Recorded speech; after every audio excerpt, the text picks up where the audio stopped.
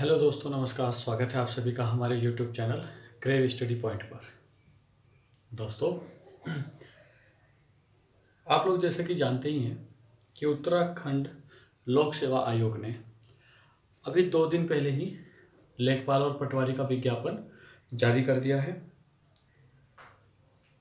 दोस्तों, मेरा कहना यही है आप सबसे कि आप ज़्यादा से ज़्यादा कैंडिडेट इसको फॉर्म को फिलअप करें। जैसे कि मैंने अपनी पिछली वीडियो में भी बताया था कि यूकेपीएससी लेखपाल और पटवारी का जो सिलेबस है उसको चेंज नहीं करेगा। यानी कि जो सिलेबस यूके ने अपने विज्ञापन में उस समय दिया था वही एज इट इज़ हमारा जो सिलेबस है वो रहने वाला है इस बार, जिसमें आपकी 40 मार्क्स का क्या आएगा, उत्तराखंड। 40 मार्क्स का आपका क्या आएगा, उत्तराखंड। 40 मार्क्स का आपका आएगा जीएस में क्या क्या आएगा आपका, जनरल एप्टीट्यूड, रीजनिंग, 2-3 मार्क्स के ये सब आने वाले हैं। बाकी इसमें मैक्सिमम पोर्शन जो रहेगा वो जीएस का रहेगा। और इसमें जो बाकी है वो आएगा आपका 20 मार्क्स का हिंदी। टोटल जो आपका बनेगा ये 100 मार्क्स का क्वेश्चन पेपर बनने वाला है। दोस्तों, नए छात्रों को भी इसमें मौका मिलेगा। जिन छात्रों ने पहले ये फॉर्म फिलअप किया था वो तो भरेंगे ही भरेंगे, साथ में जो इस साल बच्चे ग्रेजुएशन पास आउट हुए हैं उनको भी इसमें मौका मिलने वाला है।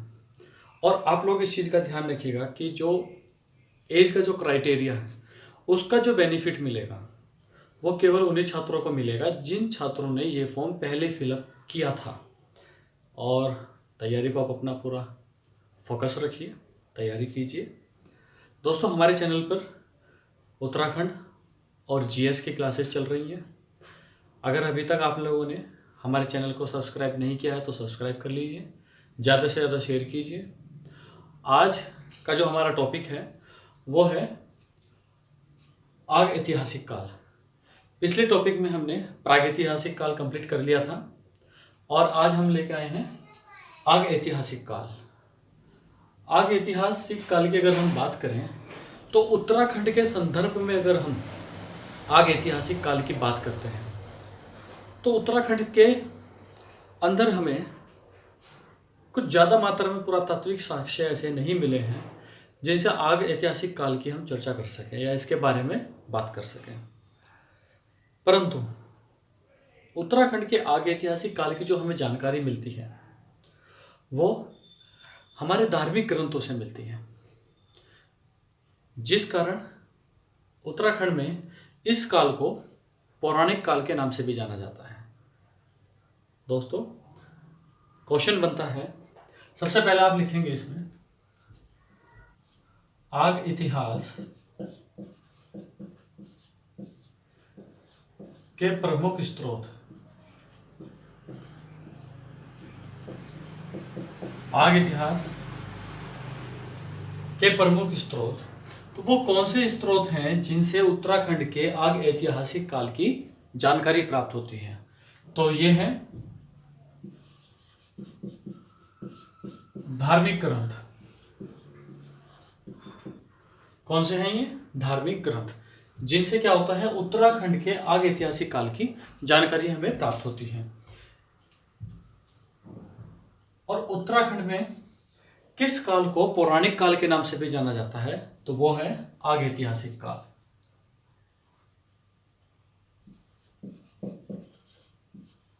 आग ऐतिहासिक काल को किस नाम से जाना जाता है? इसका जो दूसरा नाम है वो है पौराणिक काल। तो दोस्तों, उत्तराखंड के आग इतिहास के जो प्रमुख स्रोत हैं वो क्या है? धार्मिक ग्रंथ। और उत्तराखंड का जो आग ऐतिहासिक काल है इसी को पौराणिक काल भी कहा जाता है। क्वेश्चन बनता है कि उत्तराखंड के आग ऐतिहासिक काल की जो जानकारी प्राप्त होती है वो कहाँ से प्राप्त होती है? तो वो हमारे धार्मिक ग्रंथों से प्राप्त होती है। और उत्तराखंड के किस काल को पौराणिक काल कहा जाता है? ऑप्शंस में मिलेगा आपको वहाँ पर आग ऐतिहासिक काल, प्रागैतिहासिक काल, इतिहास या आधुनिक काल। तो आपका आंसर होगा आग ऐतिहासिक काल को पौराणिक काल के नाम से जाना जाता है। तो किस काल को पौराणिक काल के नाम से जाना जाता है? आग ऐतिहासिक काल को ही पौराणिक काल के नाम से भी जाना जाता है। इसके बाद लिखना है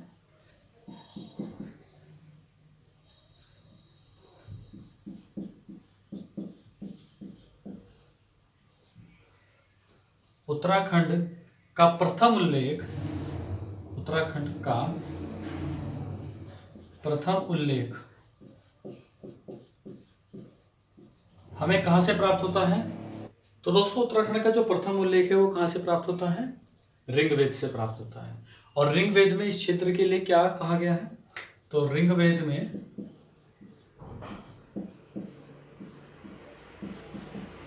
क्या कहा गया है? देवभूमि, देवभूमि, मनीषियों की पूर्ण भूमि, मनीषियों की पूर्ण भूमि किसमें कहा गया है? ऋग्वेद में। ऋग्वेद में क्या कहा गया है उत्तराखंड के लिए? देवभूमि, मनीषियों की पूर्ण भूमि। वेदों के अलावा जो उत्तराखंड की जो जानकारी प्राप्त होती है वो हमें कहाँ कहाँ से प्राप्त होती है? ब्राह्मण ग्रंथों से, पुराण से, रामायण, महाभारत और उपनिषद। कहाँ कहाँ से प्राप्त होती है? उपनिषद, ब्राह्मण ग्रंथों, ब्राह्मण ग्रंथों से, पुराण, पुराणों से। कहाँ कहाँ से? उपनिषद, ब्राह्मण ग्रंथों, पुराणों से, रामायण तथा महाभारत से, रामायण तथा महाभारत। तो दोस्तों उपनिषद, ब्राह्मण ग्रंथों, पुराणों, रामायण तथा महाभारत से भी उत्तराखंड के जानकारी प्राप्त होती है, जिसमें इन सब ग्रंथों में इस क्षेत्र के लिए क्या कहा गया है कि ये पूर्ण भूमि, क्या है ये? पूर्ण भूमि, ऋषि भूमि तथा पवित्र क्षेत्र।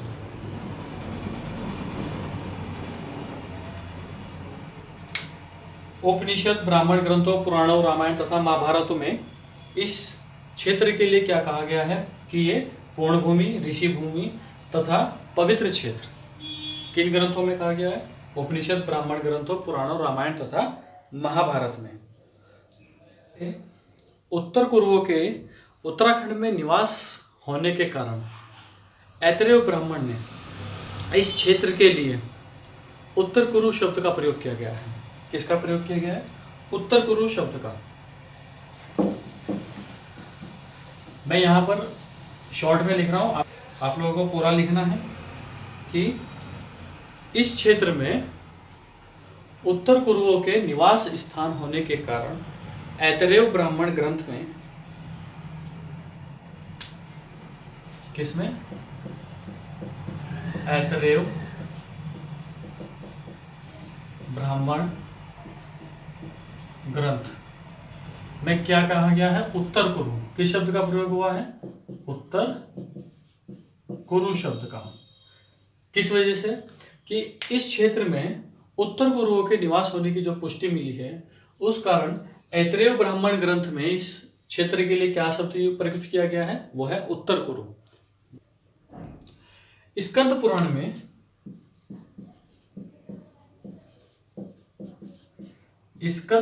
में 5 हिमालय क्षेत्रों का चर्चा की गई है, या 5 हिमालय क्षेत्रों के बारे में बताया गया है। वो 5 हिमालय क्षेत्र कौन कौन से हैं? स्कंद पुराण में ऐसे ही लिख लेते हैं हम लोग। पहला है नेपाल, दूसरा आता है केदारखंड, इसके बाद आता है मानसखंड,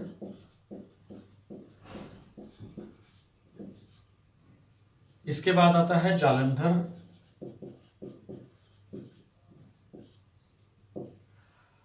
और इसके बाद आता है आपका कश्मीर। तो ये जो आपके स्कंद पुराण में 5 हिमालय क्षेत्रों के बारे में जो बात की गई, वो 5 हिमालय क्षेत्र कौन कौन से हैं? नेपाल, केदारखंड, मानसखंड, जालंधर तथा कश्मीर।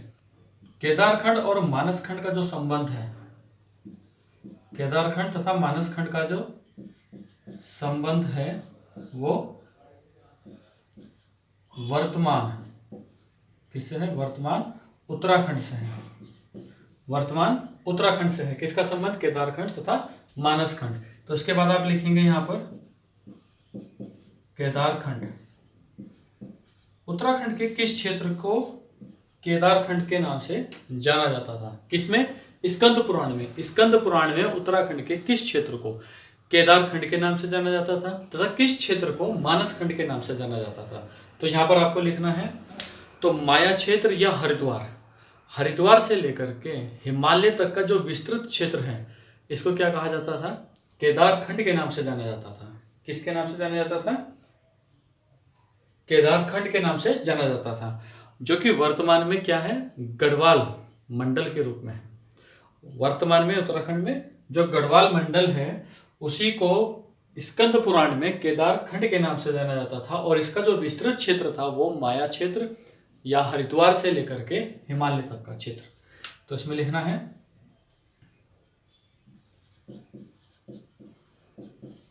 माया क्षेत्र, ब्रैकेट में लिख लेना, हरिद्वार से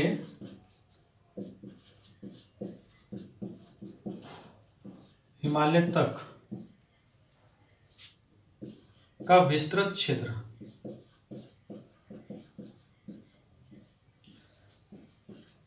तक का विस्तृत क्षेत्र क्या कहलाता था?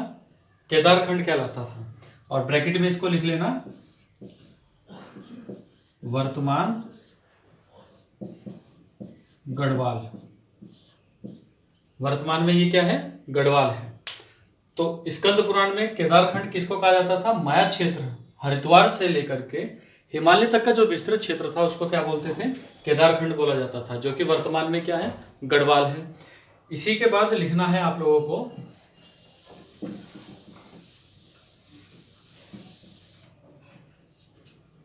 मानसखंड। मानसखंड, इसको मानसखंड किसको कहा जाता था? स्कंद पुराण में मानसखंड जो कहा जाता था वो नंदा देवी पर्वत श्रृंखला या नंदा देवी पर्वत से कालागिरी तक के विस्तृत क्षेत्र को मानसखंड कहा जाता था, जो कि वर्तमान में कुमाऊं है। तो आप क्या लिखेंगे यहाँ पर? नंदा देवी पर्वत से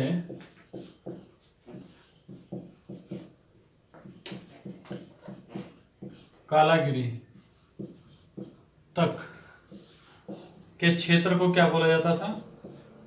मानसखंड। ब्रैकेट में लिखेंगे वर्तमान कुमाऊं। वर्तमान में यही क्षेत्र क्या है? कुमाऊं है। तो दोस्तों, स्कंद पुराण में हरिद्वार से हिमालय तक के विस्तृत क्षेत्र को किस नाम से जाना जाता था? तो केदारखंड के नाम से जाना जाता था, जो कि वर्तमान में गढ़वाल मंडल है। साथ ही साथ दोस्तों क्वेश्चन बनता है कि मानसखंड का विस्तृत क्षेत्र कहां से कहां तक था? तो नंदा देवी पर्वत से कालागिरी तक के क्षेत्र को क्या कहा जाता था? मानसखंड कहा जाता था। और उत्तराखंड के लिए स्कंद पुराण में किन शब्दों का यूज किया गया है? केदारखंड तथा मानसखंड का। इसके बाद दोस्तों, ये जो नंदा देवी पर्वत है, नंदा देवी पर्वत, ये क्या है? ये एक तरीके से बाउंड्री पर स्थित है। किसकी बाउंड्री पर? केदारखंड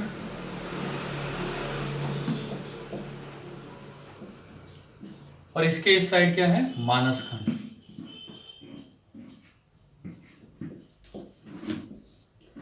तो नंदा देवी जो पर्वत है, जो नंदा देवी पर्वत है, ये केदारखंड और मानसखंड को विभाजित भी करता है। इसके बाद लिखना है कि पुराणों में जो है मानसखंड तथा केदारखंड के संयुक्त क्षेत्र को क्या कहा गया है, लिखेंगे आप।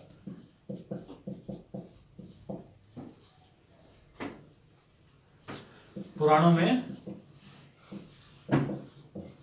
मानस खंड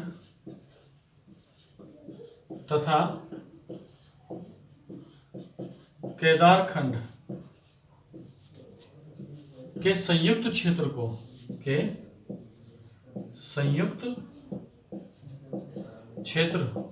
को क्या कहा गया है, उत्तरखंड, ब्रह्मपुर तथा खस देश।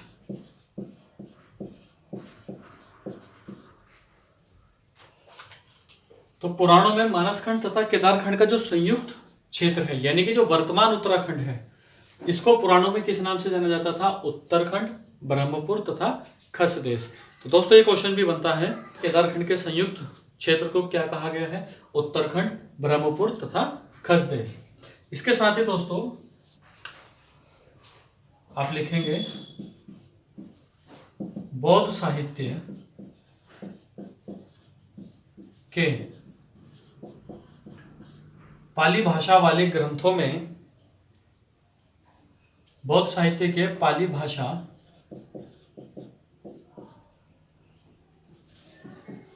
वाले ग्रंथ, बौद्ध साहित्य के पाली भाषा वाले ग्रंथों में इस क्षेत्र को हिमवंत क्या कहा गया है, हिमवंत शब्द प्रयुक्त किया गया है। दोस्तों ये बनता है कि बौद्ध साहित्य के पाली भाषा वाले ग्रंथों में क्या किया गया है, उत्तराखंड के लिए हिमवंत शब्द का प्रयोग किया गया है। तो दोस्तों ये था हमारा आगे ऐतिहासिक काल का पहला पार्ट। जल्दी आपसे मुलाकात होती है इसके दूसरे पार्ट में। मैं उम्मीद करता हूँ आप लोगों को ये सब समझ में आया होगा।